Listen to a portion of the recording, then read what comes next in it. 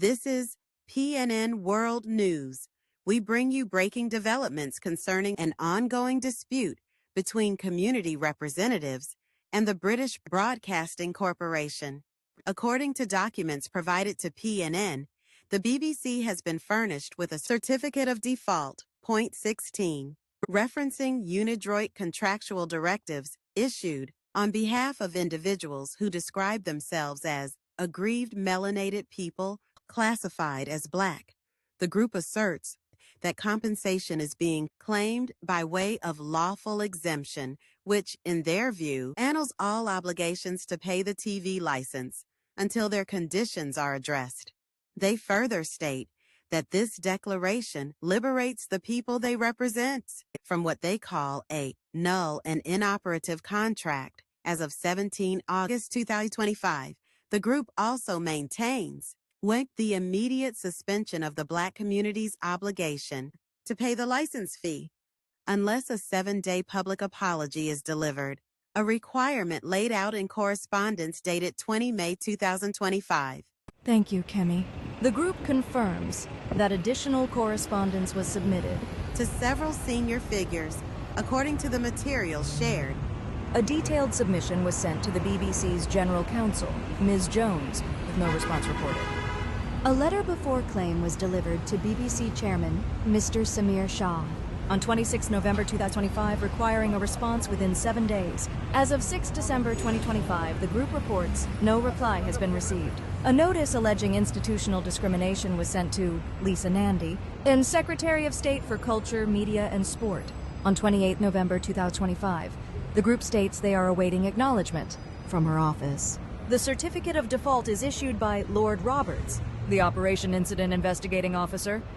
He declares that BBC trustees and directors are in total and absolute default. Under Point 17, the salient points identified as breaches of contractual conditions. In a related comparison, the group references standing U.S. President Donald Trump's recent public claim, arguing that marginalization of people of African descent globally carries immense gravity and must receive equal or greater attention. They further claim to have retained proof of posting and track delivery. For all correspondence listed, though these documents have not been independently verified by PNN, this follows earlier demonstrations held internationally under the banner Hands Off Traoré. Participants, including those who say they joined marches in London, the United States, France, and several Caribbean islands, argue that the lack of mainstream coverage reflects a wider pattern of marginalization.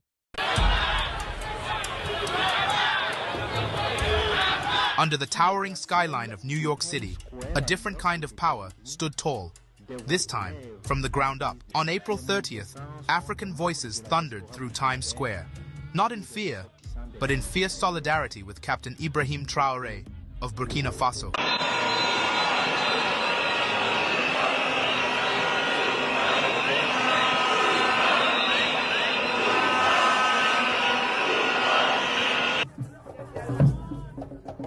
See people in there, live like a warrior. See people in there. And that's why we are here in support of Abraham Torres to liberate Mother Africa from the white colonizers.